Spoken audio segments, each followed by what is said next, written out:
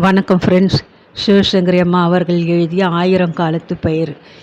அத்தியாயம் 24. அவளாந்து படுக்க முடியவில்லை. ஓர்க்களித்தாள். வயிற்றில் குழந்தை உதைத்து ஒரு பக்கமாய் முட்டியது. பின் இடுப்பில் சொல்லத் தெரியாத ஒரு சங்கடம். இப்போது இந்த பிள்ளை வரவில்லை என்று யார் அழுதார்கள் என்ற சலிப்பு உண்டானது. இன்ன காரணம் என்றில்லாமல் கண்ணோரங்களில் முத்து திரண்டது. 4ஆம் நாள் நடந்த வளைகாப்பு கூத்தின் ஞாபகம் நெஞ்சை பறக் பறக்கென்று பிராண்ட. கண்ணீர் கன்னத்தில் கோடு போட்டது. 6ஆம் மாதம் பிறந்தவுடனே ஒரு நாள் கல்யாணியை வர சொல்லி திட்டவிட்டமாய் பர்வதம் பேசிவிட்டாள். திரும்பி பார்த்தா 6 முடிஞ்சு 7ஆவது மாதம் பிறந்துடும். எங்கள் வீட்டில் 7ஆம் மாதத்துலே வளைகாப்பு செஞ்சிடுறது தான் வழக்கம். முன்னெல்லாம் பொண்ணு வீட்டுக்காரங்க சீரோடு வந்து பிள்ளை வீட்டிலே வளைகாப்பை நடத்திட்டு கையோடு பொண்ணை அன்னைக்கே பிரசவத்துக்கு கூட்டிகிட்டு போயிடுவாங்க. என் வீட்டுக்காரன்ட்டு இது விஷயமா பேசினேன். ஆமாம், பெரிய சம்பிரதாயம். இது வரைக்கும் எல்லாம் முறைப்படி தான் நடந்திருக்கிறதாக்கும். என்னவோ விருப்பப்பட்டாங்கன்னு ஜாதி விட்டு ஜாதியிலே பொண்ணு எடுக்கிற அளவுக்கு போயிட்டோம். இனியும் பழக்கம் என்ன வழக்கம் என்ன? பேசாமல் அவங்க வீட்டிலையே சடங்கை நடத்திட சொல்லு. எப்படியும் சீர் செலுத்தி செலவு அவங்களது தான். 10 பேருக்கு சாப்பாடு போடுறதாலே குறைஞ்சா போயிட போகிறாங்கன்னு வெட்டு 1 துண்டு 2 பேசிட்டாரு. ஆக அடுத்த மாதம் ஒரு நல்ல நாளை பார்த்து நடத்த வேண்டிய காரியத்தை கச்சிதமாக நடத்திடுங்க, சரியா? என்னவென்று பதில் கூறுவாள் கல்யாணி. வெட்கமில்லாமல் சீர் செய்யும் செலவுகளோடு விருந்து செலவும் உங்களுடையதாகவே இருக்கட்டும் என்று வெளிப்படையாக சொல்லிவிட்ட பிறகு ஒப்புக்கொள்வதை தவிர வேறு வழி? அதுக்கு என்னங்க, உங்கள் இஷ்டம் போல் செஞ்சிடலாம். நம்ம குழந்தைங்களோட நல்லதுக்காக செய்கிற சடங்கு. இதை இங்கே செஞ்சால் என்ன, அங்கே நடத்தினா என்ன? நீங்கள் எது சொன்னாலும் அதிலே எங்களுக்கு சம்மதம்தான். கண்ணனுக்கு கூட இந்த ஏற்பாட்டிலே தான் விருப்பம். 7ஆம் மாதம் வலையடிக்கி அவங்க செய்ய இஷ்டப்படுறதை செய்யட்டும், நான் வேணாங்களே. ஆனால் திரும்ப மலர் இங்கே வந்துட்டு 9ஆம் மாதம் பிறந்ததும் பிரசவத்துக்காக போகிறோம்னு சொல்லிட்டான். சரி, முக்கியமான விஷயத்துக்கு வரேன். சீர் என்ன செய்கிறதா இருக்கீங்க, அதை முதல்ல சொல்லுங்கள். 9ஆம் மாதம்தான் வளைகாப்பு செய்ய போகிறோம். அதற்கு இன்னும் 4 மாதங்கள் போல அவகாசம் இருப்பதால் இப்போதே அதை பற்றின யோசனை எதற்கு என்று நினைத்திருந்த கல்யாணி மென்று விழுங்கினாள். அது பர்வதம் கண்களை இடுக்கி கொண்டாள். குரலை எழுப்பி பேசினாள். என்ன வந்து போய் கல்யாணத்தப்ப ஏமாந்த சோனகரி மாட்டிக்கிட்டாங்கன்னு தலையில் மிளகா அரைச்சிங்களே, இந்த மாதிரி இப்போவும் செய்ய உத்தேசமா? தலைவி தீபாவளிக்கு செஞ்சதையும் மற்ற பண்டிகைகளுக்கு சீர் வச்சதையும் கேட்கவே வேணாம். போனால் போகுதுன்னு பிள்ளை சந்தோஷத்துக்காக அத்தனையும் பொறுத்துக்கிட்டோம். இப்போ வளைகாப்புலையாவது எல்லாத்துக்கும் ஈடு கட்டுற மாதிரி நீங்கள் நடந்து காட்டுறது தான் மரியாதையாக இருக்கும். என்ன மனசில் வாங்கிக்கிட்டீங்களா? கல்யாணி பாயில் ஆள் கட்டி விரலால் கோலம் போட்டாள். வெடுக்கென்று எடுத்தேன் கவிழ்த்தேன் என்ற ரீதியில் சம்பந்தி அம்மாள் பேசுவது மனசை புண்படுத்த தலையை குனிந்து கொண்டாள். மீண்டும் பேச துவங்கிய போது குரல் ரொம்பவும் தழுத்தழுத்து இருந்தது. குழந்தைக்கு எவ்வளவோ செய்யணும்னு ஆசை இருக்கு. வசதி இடம் கொடுக்குற அளவுக்கு எங்களாலே முடிஞ்சது செஞ்சுட்டு தான். பருவதம் கையை தட்டி உதட்டை சுழித்தாள். செஞ்சிங்க. அள்ளி வைக்க எங்கள் வீட்டிலே தான் இடமில்லை. 5ஆம் மாதம் பலகாரம் வைக்கிற பழக்கப்படி நீங்கள் கொண்டு வந்த பதார்த்தங்களை பார்த்து ஊரே இல்லை சிரிச்சுது. பிச்சைக்கு போடுறாப்புல 50 இனிப்பு, ஒரு டப்பா மிக்சர், ஒரு பாலிஸ்டர் புடவை. எங்கள் வீட்டு வேலைக்காரி உண்டானா கூட நாங்கள் இதை விட விமர்சையாக செய்வோம். பலகாரம்னா குறைஞ்சபட்சம் வகைக்கு 200 வைப்பாங்க. 5 இனிப்பு 2 காரம்னு இருந்தால் மதிப்பாக இருக்கும். எங்களுக்கு இதெல்லாம் பழக்கம் இல்லைங்க. சொல்லியிருந்தால் கூட 100 லட்டும் ஜாங்கிரியோ செஞ்சு எடுத்துகிட்டு வந்திருக்க மாட்டோமா? சொன்னால் எடுத்துகிட்டு வந்துடுவீங்களா? அப்போ சரி, இப்போ வளைகாப்புக்கு செய்ய வேண்டிய லிஸ்ட்டு தரேன். கவனமாக கேட்டுக்கிட்டு அப்படியே பண்ணிடுங்க. என்ன, பொண்ணுக்கு பொன் வெள்ளிக்காப்பு, ஒரு ஜதை கல்வளை, பச்சையோ முத்தோ சிவப்போ ஏதோ ஒன்று, ரெட்டைப்பேட்டு பட்டு புடவை, பிள்ளைக்கு பட்டு வேஷ்டிக்கு பதிலாக பாலிஸ்டர் துணியில் பேண்ட் ஷர்ட்டு, கல்கண்டு, சர்க்கரை வைக்க கனமாய் எவர் சில்வர் தாம்பாளம் 2, அழைப்பெழுதறி அச்சடித்து என்கிட்ட தனியாக 100 கொடுத்துடுங்க. சபையில் வைக்க தித்திப்பு 5 வகை, காரம் 3 வகை, எதுவும் 200க்கு குறையக்கூடாது. வர்றவங்களுக்கு பகல் சாப்பாடு அமர்க்கலமாக இருக்கணும். இவ்வளவுதான். மற்றது செய்யறதும் செய்யாததும் உங்கள் இஷ்டம். இவ்வளவுதான் என்று சர்வசாதாரணமாய் பர்வதம் சொல்லிவிட்டாலும் அதில் பாதியை செய்து முடிப்பதற்குள் முத்தையாவின் விழிகள் பிதுங்கித்தான் போயின. எல்லாவற்றையும் எப்படியோ சமாளித்தாலும் கல்வளை செய்வது என்பது மட்டும் அடியோடு இயலாமல் போக மலர் விழி அந்த 15 நாட்களும் தனிமை கிடைக்கும் போதெல்லாம் கண்ணனிடம் சண்டை போட்டு ஒரு வழியாய் கல்வளை இல்லாமலேயே வளைகாப்பு நடக்கும் என்று அவனை விட்டு பெற்றோர்களிடம் சொல்ல வைத்தாள். என்ன சொல்லி என்ன? கண்ணன் 1000 சமாதானம் சொல்லியும் என் வார்த்தையை மதிக்காத உங்கள் வீட்டு படியேற நான் என்ன அத்தனை விவசாய கெட்டவளா என்று கேட்டுவிட்டு வீராப்பாக பர்வதம் வளைகாப்புக்கு வராமல் இருந்தது தானே கடைசியில் நடந்தது. ஊர் உறவு நடுவில் விட்டு கொடுக்க முடியாமல் நடேசன் பெண்களுடன் வந்து விருந்தாளி போல அரவணை தங்கிவிட்டு அவளுக்கு உடம்பு முடியலை, நாங்கள் போகணும் என்று ஒரு வாய் சாப்பிடாமல் கூட புறப்பட்டு போனது தானே நடந்தது. இப்போதைக்கு நீ அங்கே வர வேணாம், 10 நாள் இங்கேயே இருந்து அம்மா கோபம் கொஞ்சம் தணிஞ்சதும் வா என்று கண்ணன் கூறியதால் பிரதகத்திலே மலர் விழி தங்க மாலையில் ஒரு டாக்ஸி வைத்து சீர் வகையாரக்களை அவர்கள் வீட்டில் இறக்க முத்தையா சென்றபோது வா என்று ஒருவர் கூட அவரை வரவேற்காதது தானே நடந்தது. கன்னத்தில் வழிந்த நீரை மலர் விழி துடக்கியில் காஃபி லோட்டாவுடன் உள்ளே வந்த கல்யாணி பதறிப்போனாள். என்ன மலர், ஏன் கண் கலங்குற? வலிக்குதா? மலர் விழி எழுந்து உட்கார்ந்தாள். என் தலைவதியை நினச்சி வேதனைப்படுறாம்மா. என்னென்னவோ கற்பனை பண்ணினோமே, இப்போ ஒன்று கூட வலிக்காமல் போயிடுச்சேன்னு வருத்தமாக இருக்குது. கல்யாணி மகள் அருகில் அமர்ந்து வாஞ்சையுடன் முடியை கோதிவிட்டாள். அசடு மாதிரி வேண்டாததை கற்பனை பண்ணிக்காத மலர். பிள்ளை வீட்டுக்காரங்கன்னா அப்படி தான் இருப்பாங்க. 2 குழந்தைங்க பெற்று அவங்கள நீயும் ஒருத்தி ஆனப்புறம் எல்லாம் மாறிடுமா? நான் சொல்கிறதே நம்பு. என்ன நம்பிக்கை வேண்டி கிடக்குது?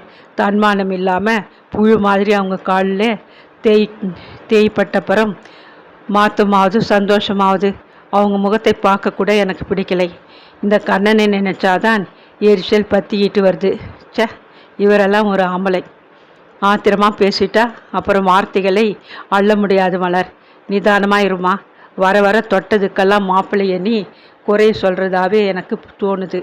இத்தனை நாளாக மறைச்சி விஷயம் ஒன்று சொல்லட்டுமா? அப்பாவும் நானும் அந்யோன்யமாக இருக்கிறோம்னு நீயே எத்தனை தடவை சொல்லியிருக்க. இதே அப்பா கல்யாணமான புதுசுலே நான் நிறைய கற்பமாக இருக்கிறப்ப அவங்க அம்மாவுக்கு கோபம் வர்றாப்புல ஏதோ செஞ்சுட்டேன்னு என்னை அர்த்த ராத்திரியில் பிறந்த வீட்டில் கொண்டு விட்டவர் உனக்கு 2 வயசு ஆனப்புறம்தான் தான் செஞ்சது தப்புன்னு வந்து என்னை திரும்ப கூட்டிக்கிட்டார். இந்த மாதிரி சண்டை சச்சரவு மனமான புதுசுலே எல்லார் வீட்லேயும் சகஜ மலர். ஒருத்தரை ஒருத்தர் நல்லா புரிஞ்சுக்கிட்டா அப்புறம் இப்படி சுசுக்குன்னு குத்தம் கண்டுபிடிக்கிறதும் சண்டை போடுறதும் தன்னால் நின்றுமா? கொஞ்சம் பொறுத்துக்கோ. ஆத்திரப்படாமல் நிதானமாக இருக்க பாருமா. கண், மனம், சிந்தை, இதயம் நிறைய அன்புடன் அம்மாவிடம் பழகும் அப்பா ஒரு காலத்தில் இப்படி கண்மூடித்தனமாய் நடந்து கொண்டார் என்பது பெரிய அதிர்ச்சியை தர தொடர்ந்து அம்மாவிடம் விவாதிக்க பிடிக்காமல் மலர் விழி இறுகி போனாள். ஆனால் சற்றும் எதிர்பாராத வகையில் அன்று மாலை பெரிய இடம் ஒன்றிலிருந்து மங்கையை பெண் கேட்டு சம்பந்தம் பேச ஆள் வந்ததோடு பேச்சு குதிர்ந்து 2 நாள்களிலே நிச்சய தாம்பூலமும் நடந்துவிட தங்கைக்கு அமைய போகும் அமோகமான வாழ்வு தந்த மகிழ்ச்சியில் தன் வேதனையை ஒதுக்கிவிட்டு மீண்டும் உற்சாகத்துடன் அவள் வளைய வரத் தொடங்கினாள். அத்தியாயம் 25. உள்ளே நுழைந்த பர்வதம் செருப்பை ஒரு பக்கமாய் உதறினாள். கையில் இருந்த தாம்பூலப்பையை விசிறி எழுந்தாள். இது நாழிகை டாக்ஸி டிரைவர் இருக்கிறாரே என்று மொனமெனவென்று பேசியவள் கிடைத்த சுதந்திரத்தை பயன்படுத்தி கொண்டு உறக்க கத்தினாள். நீ எல்லாம் உப்பு போட்டுக்கிட்டு தின்ற ஜென்மம் தானே. ரோஷமானம் ஏதாச்சும் பாக்கி இருக்கா? இல்லை எல்லாத்தையும் பொண்டாட்டி தான் பெருசுன்னு ஒட்டை வாரி விட்டுட்டியா? புறப்படலாம், உடனே கிளம்பலாம்னு நானும் அப்பாவும் சொல்கிறது காதில் வாங்காததோடு சம்பிரபமாக உட்காந்து சப்பு கொட்டிக்கிட்டு சாப்பிட உபசாரம் பண்ணுறியே. ஏன் கண்ணா, உனக்கு வெக்கம்ன்றதே இல்லை? லட்சுமி சரஸ்வதி அம்மாவின் பின்பக்கமாய் சென்று நின்று கொள்ள நடேசன் மின்விசிறியை சுழல விட்டு மனைவிக்கு எதிரில் அமர மாடிக்கு போகலாமா இல்லை கீழே இருக்கலாமா என்ற யோசனையுடன் கொஞ்சம் தயங்கிவிட்டு கண்ணன் மெதுவாக பேசினான். சம்பந்திங்க பேர்லேயே உங்களுக்கு 1000 வருத்தம் கோபம் இருக்கலாம். அதுக்காக 4 பேர் நடுவிலே நம்ம கௌரவத்தை காப்பாற்றி காட்டி இப்படின்னு தான் சாப்பிடலாம்னு சொன்னேன். இப்போ விவரமாக சொல்லுங்க, உங்களுக்கு ஏன் இத்தனை கோபம்? நிதானமாய் மகன் வினவ பருவதத்தின் ஆத்திரம் இன்னும் அதிகமானது. சொல்கிறாங்க சுரைக்காய்க்கு உப்பில்லைன்னு. அட, நீயும் ஒரு ஆம்பளை, நேத்திலேருந்து அங்கே நடக்கிற அமர்க்களத்தை பார்த்துக்கிட்டு தானே இருந்த. தலைக்கால் புரியாமல் அவ அங்கே குமாலம் போடுறா. நீ என்னடானா விவரமாக சொல்லுன்னு விவசாய கேட்டு கேட்குறியே. கண்ணன் புருவங்களை உயர்த்தினான். புரியவில்லை என்பது போல தோலை குலுக்கினான். பருவதம் மட்மெட்டென்று தலையில் ஓங்கி அடித்து கொண்டாள். இவன் இத்தனை சாதுவா இருக்க கொண்டு தான் அவங்க செமித்தியா நாமம் போட்டாங்க, இன்னும் போடுறாங்க. என்னங்க, நீங்கள் தான் இவனுக்கு விளக்குங்களேன். நடேசன் சூழ் கொட்டினார். என்னத்தை விளக்குறதே பருவதம்? இவன் கண்ணையும் காதையும் மூடிக்கிட்டு எதையும் பார்க்க மாட்டேன் கேட்க மாட்டேன்ற பிடிவாதத்தோடு இருக்க தீர்மானிச்சிட்டப்புறம் நீயும் நானும் கரடியாக கத்தி தான் என்ன ஆக போகுது? என்னப்பா, அம்மாவுக்கு சரியா நீங்களும் இப்படி ஊடகமாக பேசினா என்ன அர்த்தம்? என்ன நடந்துச்சு முதல்ல அதை சொல்லுங்க. பருவதம் கண்களை துடைத்து கொண்டாள். சொல்லி சொல்லி எங்கள் தொண்டை தண்ணி வறண்டு போயாச்சு. ஆனாலும் நாம் பெத்த பிள்ளையாச்சின்னு திரும்ப சொல்கிறேன்.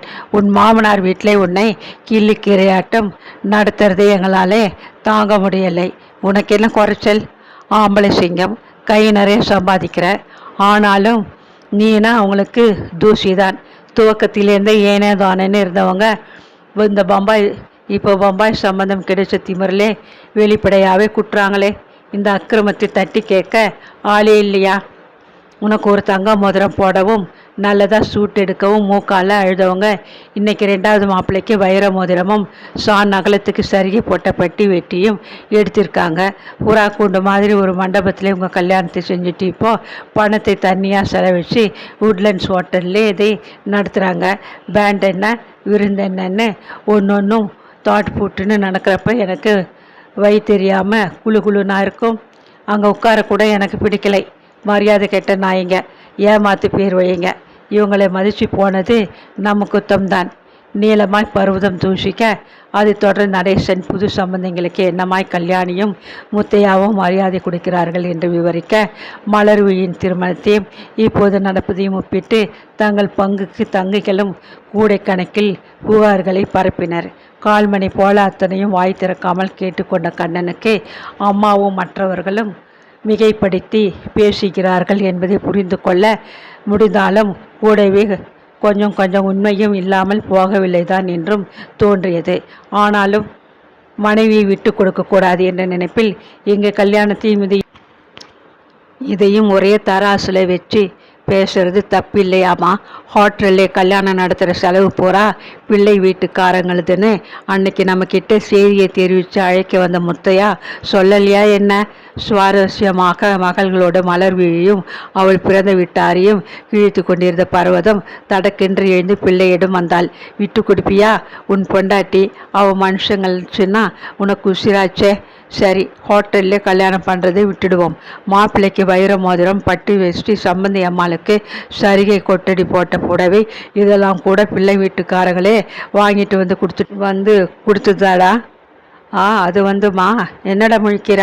இரண்டாம் மாப்பிள்ளையையும் அவங்க வீட்டு ஜனங்களையும் தலையில தூக்கி வச்சுக்கிறதும் நம்மளை காலில் போட்டு தேய்க்கிறதும் வெளிப்படையாக தெரியுது. அதை அதட்டி கேட்க துப்பில்லாமல் இல்லை வந்து போயின்னு ராகம் இழுத்துக்கிட்டு இருக்க. வழக்கமாகவே அடாவடித்தனத்துடன் பேசும் குணம் அவனுக்கு இல்லை என்பதோடு 10 நாள்களாக ஊரில் இல்லாமல் இருந்ததில் மலர்விழியை பார்க்கவோ மங்கை திருமணம் பற்றின விவரங்களை பேசவோ இல்லை என்பதால் இதுதான் விஷயம், ஏன் வீணாக இல்லாததை கூறுகிறீர்கள் என்று பதிலுக்கு கண்ணனால் கூற இயலவில்லை தான். பிள்ளை வீட்டார் வசதியானவர், பம்பாயில் சொந்த பிசினஸ் செய்பவர். ஒரே பிள்ளை என்பதும் முத்தையாவை பார்க்க வந்த பம்பாய் சித்தப்பா 4-5 மாசமா அப்பா உடம்போட ஏகத்துக்கு அலைஞ்சி களைச்சிருக்க 10 நாள் என் கூட பம்பாய்க்கு வந்து ரெஸ்டாக இருந்துட்டு வாயேன் என்று வற்புறுத்தி கூட்டி போன மங்கையை இங்கு அங்கு மாப்பிள்ளையை பார்த்திருக்கிறான். மங்கையை எனக்கு பிடிக்குது என்று பெற்றோரிடம் கூற அவர்களுக்கும் பெண்ணை பிடித்து போக அவள் ஊர் திரும்பின 1 வாரத்துக்கெல்லாம் பின்னோடு வந்து சம்மதம் பேசினதும் நாங்கள் வசதியாக இருக்கோம், அதனால் கல்யாண செலவு பூரா எங்களுது தான் என்று கூறினதும் கண்ணனுக்கு தெரியும்.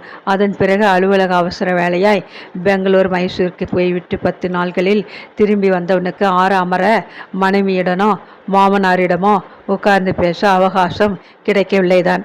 அவங்க பணக்காரங்களாக இருக்கலாம், அதுக்காக என் பிள்ளை இவங்களுக்கு கேலியாக போயிட்டானே. வாங்க மாப்பிள்ளைன்னு வரவேற்று உபசாரம் பண்ணக்கூட முடியாதபடி வேண்டாதவன் ஆயிட்டானா. என் பிள்ளை ஒன்றும் பிச்சைக்காரன் இல்லை, பிகாம் படித்தவன், ஆம்பளை ராஜா.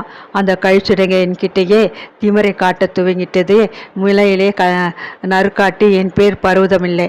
ஆமாம், 1 மணி நேரமாகியும் தன் பொறுமலை பருவதம் நிறுத்தாமல் இருக்க இவர்கள் சொல்வதில் என்ன தவறு என்ற எண்ணம் தலை தூக்கிவிட்டதில் தலை குனிந்து உட்கார்ந்து எல்லாவற்றையும் கண்ணன் கேட்டுக்கொண்டான். முந்தின தினம் மாலை ஹோட்டலுக்கு போனதும் சிறுபிழைந்த முகத்துடன் மலர்விழி அவனிடம் வந்து, உங்கள் மாப்பிள்ளை முறுக்கை கொஞ்சம் இப்போவாவது மூட்டை கட்டி வைக்கக்கூடாதா?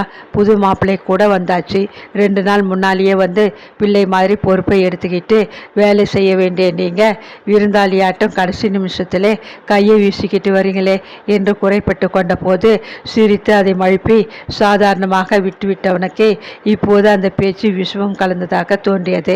வாங்க மாப்பிள்ளை என்று முத்தையாவும் கல்யாணையும் அழைத்து உபசரிக்கையில், நான் என்ன புது ஆளா கிட்ட நின்று கவனிக்க, பாக்கி பேரை கவனிங்க என்று சொன்னதை வேத வாக்காக எடுத்துக்கொண்டு நாள் பூராவும் தன்னை உபசரிக்காதது சற்று முன்வரை குற்றமாக தோன்றாதது இப்போது அம்மா சொல்கிற மாதிரி எத்தனை திமிர் அவர்களுக்கு என்ற கணிப்பில் கசப்பை உண்டு பண்ணியது.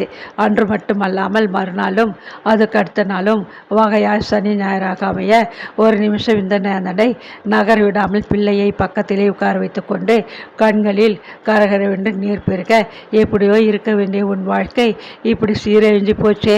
ஆனானப்பட்ட லட்சாதிபதிகளெல்லாம் பொண்ணையும் பணத்தையும் வச்சுக்கிட்டு கியூலே நின்னாங்களே, அப்போ புத்தி கேட்டு போயிட்டியே. உன் அருமை பெருமை அந்த ராகி கூட்டத்துக்கு புரியலையே. நான் என்ன பண்ணுவேன்?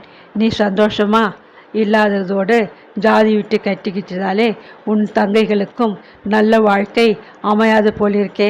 தேலை மடியிலே கட்டிக்கிட்டோம், இனி குட்டுப்பட்டு தானே ஆகணும் என்று போக வர புலம்பியதில் சுத்தமாய் மூளை சலவையாகி சுயமாய் யோசிக்க மறந்து போன கண்ணனையும் அந்த ஆங்காரம் கோபம் எரிச்சல் தொற்றி கொண்டதில் சரியாக 2ஆம் நாள் மாலை ராகு காலம் கழித்து முத்தையா பலகாரங்கள் தாம்பூலத்துடன் மலர் விழியை கொண்டு விட்டு திரும்பிய 1/2 மணிக்கெல்லாம் மாடி அறையில் ஒரு பூகம்பம் வெடித்தது.